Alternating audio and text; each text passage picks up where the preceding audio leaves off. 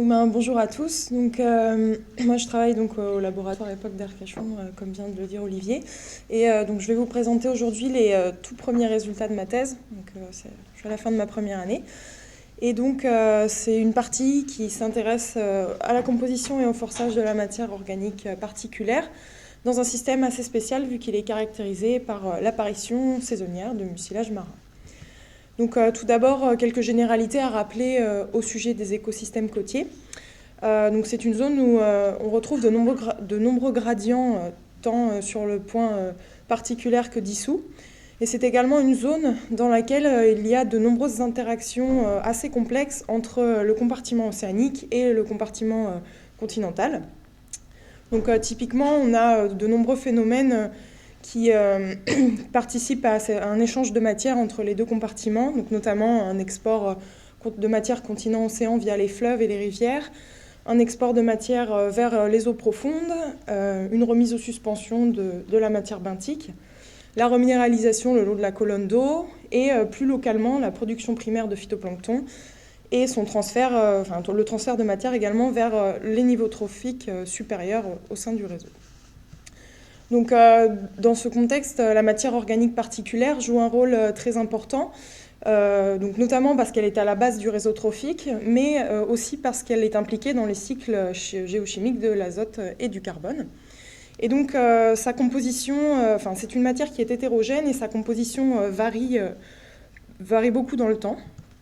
Elle est composée principalement d'apports allochtones de matériel issu des systèmes adjacents, comme par exemple du sol ou des fragments de végétaux terrestres supérieurs, ou encore même des macroalgues, des phanérogames ou du microphytobenthos.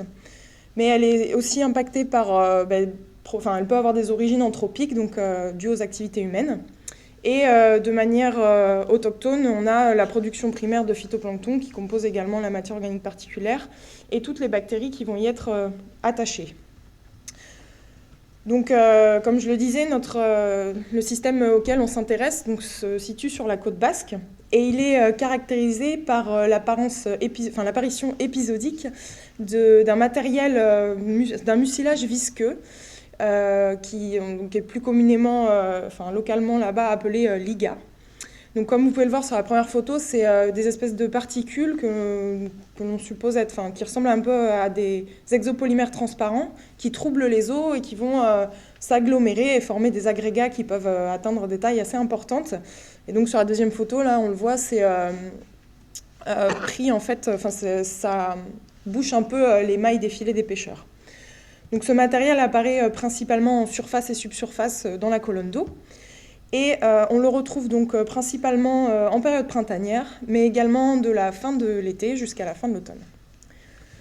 Les objectifs de cette étude sont tout d'abord de déterminer l'origine de la matière organique particulière et d'estimer sa composition en utilisant les rapports élémentaires et isotopiques. Ensuite, le deuxième point, c'était d'essayer de déterminer les paramètres forçant la composition de la MOP. Et enfin, d'investiguer le lien entre la matière organique particulière et ce mucilage. Premièrement, ce que l'on a fait, c'est d'identifier les sources principales qui peuvent potentiellement alimenter la matière organique particulière. La MOP a été prélevée sur 2 sites. Le site de Biarritz, qui est plus impacté par ce liga, ce mucilage, et le site de Ternos, qui est moins impacté. Dans ce système, on a déterminé 4 sources qui influencent la MOP. Tout d'abord, une matière organique particulière d'origine continentale qu'on a prélevée dans la rivière qui là-bas s'appelle l'Adour. En aval, on a prélevé également à la sortie de 2 stations d'épuration de la matière. Le mucilage en lui-même, le liga, a été prélevé sur le site de Biarritz. Et enfin, le phytoplancton a été également considéré comme une source dans le cadre de cette étude. La deuxième étape était de mesurer ou d'estimer la signature élémentaire et isotopique de chaque source. Comme tout le monde doit le savoir, les isotopes, ici du carbone et de l'azote, en fonction des rapports élémentaires, permettent de déterminer les différentes sources, la signature des différentes sources et comment elles vont influencer la composition de notre mélange. Donc là, dans le cadre de notre étude, pour l'Adour et les stations d'épuration, j'ai choisi de représenter la signature de la source par une moyenne et un écart type, vu que j'ai constaté qu'il n'y avait pas tellement de variabilité sur ces sources. Par contre, au niveau du LIGA et du phytoplancton, on a une grande variabilité des signatures au niveau du temps. Donc là, j'ai préféré intégrer au cas par cas en fait, les signatures dans le modèle de mélange pour ces deux sources.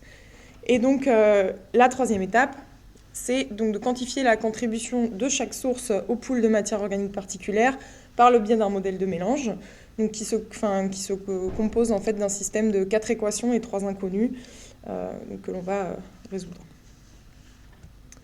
Donc, pour tout notre matière organique particulière, elle a été échantillonnée sur 3 profondeurs, donc surface, subsurface et fond. Et dans les résultats, je vous présenterai que les résultats pour la surface et subsurface ensemble. Donc les paramètres particuliers ont été échantillonnés donc, sur le carbone organique particulier, l'azote particulier, les matières en suspension, la chlorophylle et les phéopigments, et aussi les isotopes stables. Et afin d'analyser les forçages, on a pris en compte la température, la salinité, la houle, les débits, etc. Donc pour les deux sites plus les sources, l'échantillonnage a été réalisé dans la mesure du possible sur un pas de temps mensuel. Et pour uniquement le site de Biarritz, pour la matière organique particulière, un échantillonnage intensif a été réalisé en période de présence de LIGA.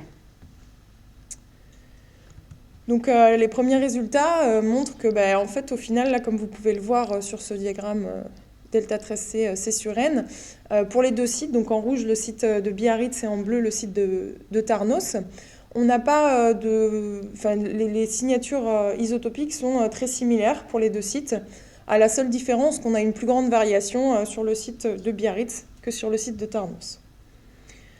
Donc maintenant, si l'on rajoute les sources sur ce biplot, donc ici en noir vous avez l'Adour, en violet les stations d'épuration, en orange le LIGA, et au centre là en vert le phytoplancton moyenné pour chacun des sites. Donc ce que l'on constate, c'est que la matière organique particulière, par exemple ici, est potentiellement influencée de manière assez forte par l'Adour. De même qu'ici, le LIGA semble avoir une influence plutôt importante sur cette partie de la matière organique particulière. Alors que si on regarde un peu les stations d'épuration, leur influence semble être un peu moindre sur la composition de la matière organique particulière. Et enfin, donc le phytoplancton, ici, lui est au cœur en fait, de la composition de la matière organique particulière, ce qui paraît en quelque sorte logique, vu que quand on filtre des particules de la colonne d'eau, c'est principalement du phytoplancton qu'on récupère, principalement en écosystème côtier. Et donc, afin de vous illustrer cette variabilité, là, je vous ai représenté tous les points pour lesquels on considère que la matière organique particulière est dominée par le phytoplancton. Donc, on voit quand même une grande variabilité des signatures, notamment en carbone. Donc ensuite, on a réalisé on a étudié la composition de la matière organique particulière via les modèles de mélange. Donc ici, vous avez le pourcentage de contribution de chaque source sur la période étudiée pour les deux sites. Et là, donc, c'est moyenné sur la période étudiée. Donc ce que l'on remarque principalement, c'est que on voit que le phytoplancton a une influence dominante pour la plupart, sur les deux sites et pour la période de l'année, la période étudiée. Donc avec environ 70% de contribution à la matière organique particulière. La MOP terrestre, donc, qui est représentée en gris ici donc, par l'Adour, semble avoir une influence plus importante sur le site de Biarritz que sur le site de Tarnos. Mais elle reste cependant, on va dire, ponctuelle quand même sur le site de Tarnos. Et en moyenne, elle représente environ 15% de la composition de la matière organique particulière. Le LIGA, en fait, ici, a été considéré dans le modèle de mélange que lorsque, au moment de l'échantillonnage de la MOP, on avait présence de LIGA sur le site. Donc, lorsqu'on avait absence de LIGA sur le site, il n'a pas été considéré dans le modèle de mélange. Donc, on voit que son influence est très variable. Donc, elle peut aller donc, de 0% en cas d'absence à jusqu'à 39% de contribution à la matière organique particulière. Et le LIGA impacte plus particulièrement le site de Biarritz, ce qui était en fait, ce qui confirme le postulat qu'on avait émis à l'origine avant le début de l'étude. Et enfin, les stations d'épuration ont une influence plus ponctuelle, on va dire. Elles représentent environ 7% de la composition et semblent impacter plus particulièrement le site de Tarnos.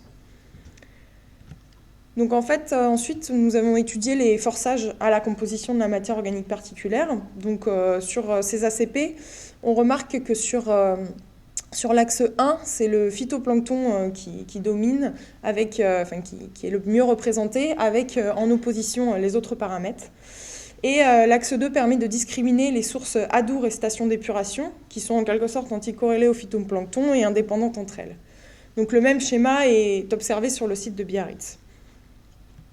Lorsque l'on ajoute les variables environnementales ou variables supplémentaires, donc à savoir nos sels nutritifs, les débits, la chlorophylla, les températures, en fait, le résultat qu'on obtient pour l'instant est assez étrange. Enfin, ça va un peu à l'encontre de ce qu'on attendait théoriquement. Donc, globalement, en général, on s'attend à ce que, par exemple, la chlorophylla, qui est donc un proxy du phytoplancton, soit corrélée donc, avec notre source de phytoplancton, ou encore que nos débits soient corrélés avec notre source de rivière et notre salinité anticorrélée avec cette source de rivière. Donc, ce n'est pas vraiment ce qu'on obtient. Quelques explications en fait vis-à-vis de ça.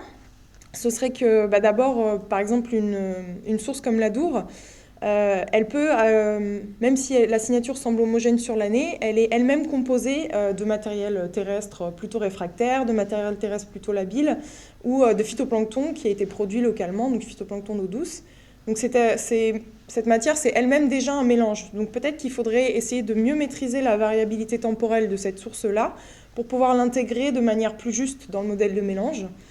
De même que pour le LIGA, au final, on a encore pas mal d'interrogations sur sa variabilité temporelle. Et ce qui pourrait expliquer, par exemple, que la chlorophylla, là, ici, n'est pas tellement corrélée avec le phytoplancton, ce genre de choses, quoi.